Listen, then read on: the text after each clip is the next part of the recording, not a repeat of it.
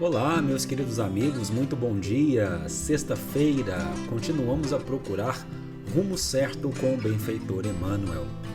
Capítulo de número 20: Familiares e Amigos. No torvelinho das preocupações em torno dos familiares queridos, pausemos de algum modo para enxergá-los não com os olhos da afeição possessiva, e sim na posição de criaturas de Deus, como são, tanto quanto nós. Queríamos talvez que eles crescem pelos nossos padrões. No entanto, possuem caminhos outros pelos quais chegarão às mesmas fontes da fé em que se nos apoia a existência.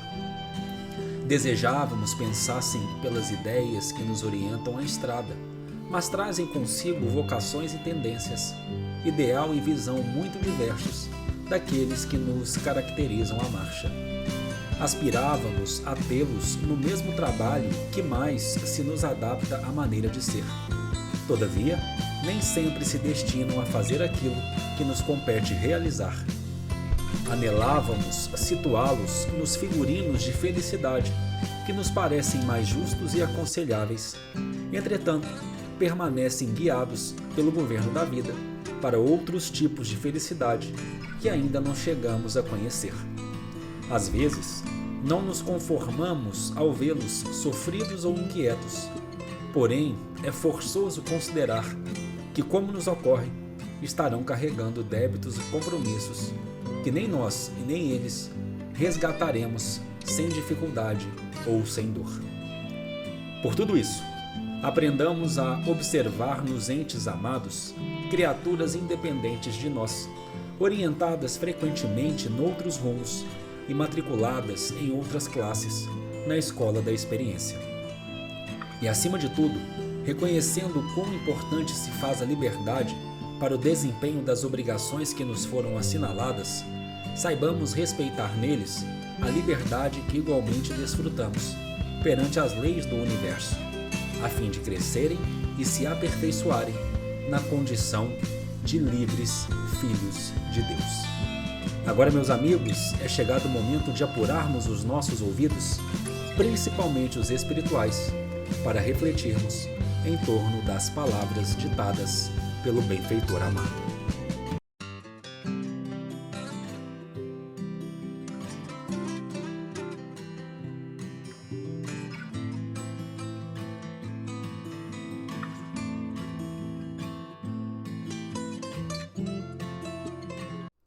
Eu particularmente gosto muito quando o benfeitor Emmanuel conversa conosco sobre família.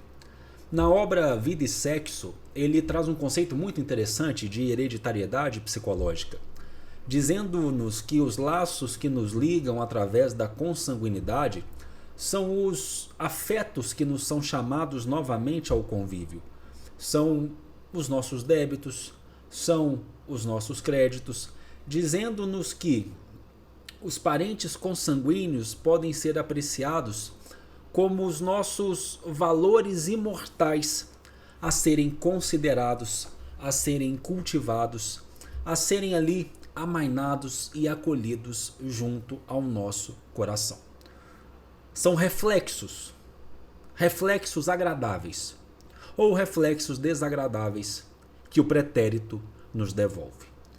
E muitas crises, muitas ansiedades, muitas dificuldades que esses parentes nos apresentam foram por nós outros incutidas, influenciadas em existências anteriores.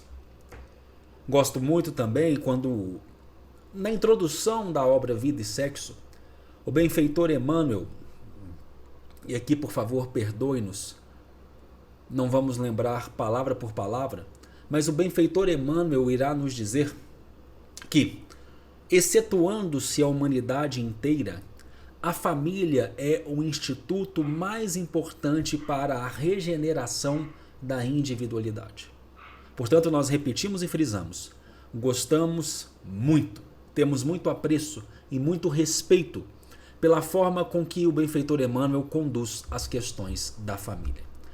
Porque nessa grande escola chamada Terra, nesse grande planeta onde residem ainda em sua grande maioria espíritos em caráter provacional e expiatório, a primeira instituição, o primeiro educandário é o lar.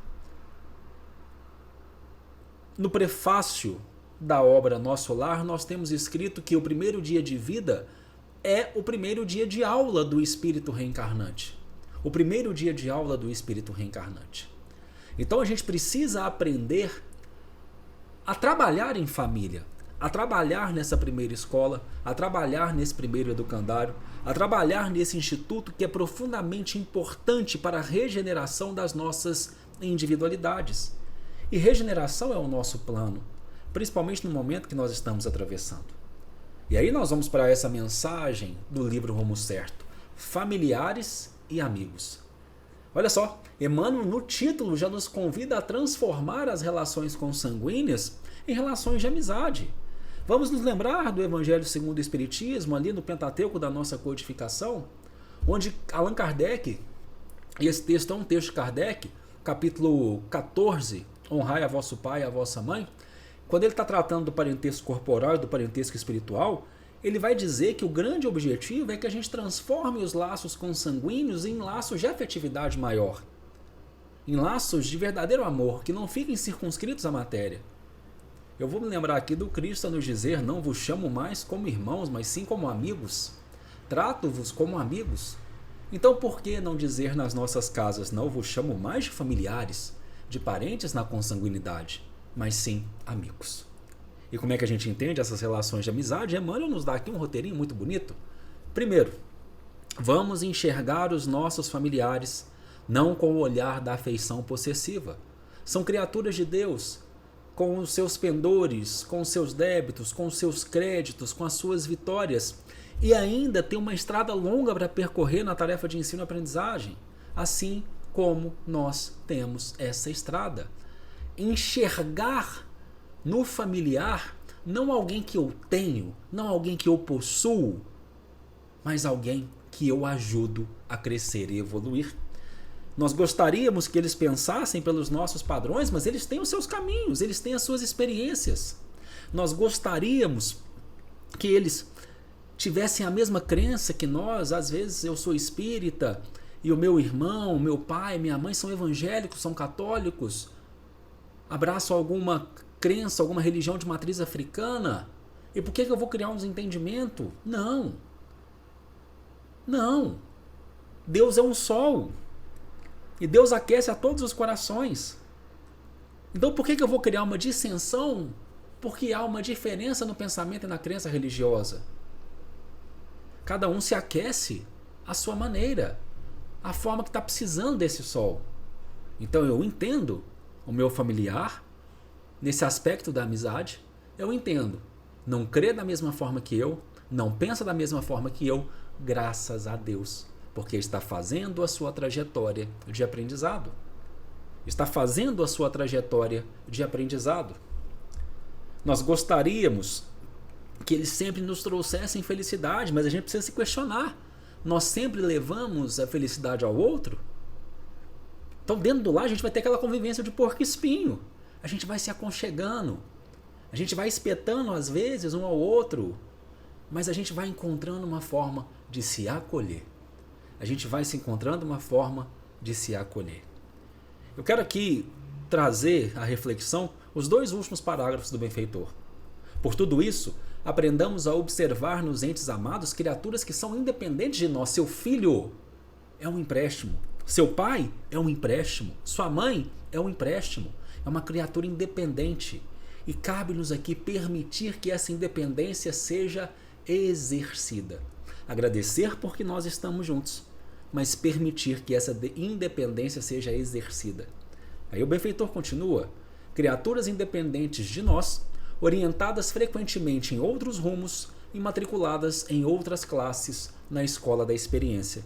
E ele fecha dizendo: e acima de tudo, reconhecendo quão importantes se faz a liberdade para o desempenho das obrigações que nos foram assinaladas, saibamos, presta atenção nisso aqui, presta atenção nessa dica de Emmanuel, saibamos respeitar neles a liberdade que igualmente desfrutamos perante as leis do universo, a fim de crescerem e se aperfeiçoarem na condição de livres filhos de Deus.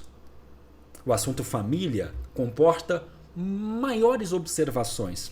Observações que não tem como a gente restringir nesses breves minutos que nós temos da nossa reflexão. Mas o que dissemos aqui hoje, orientados por Emmanuel, se bem praticado, auxilia-nos sobremaneira em não termos apenas parentes, e não termos apenas familiares unidos pela consanguinidade, mas sim amigos de verdade.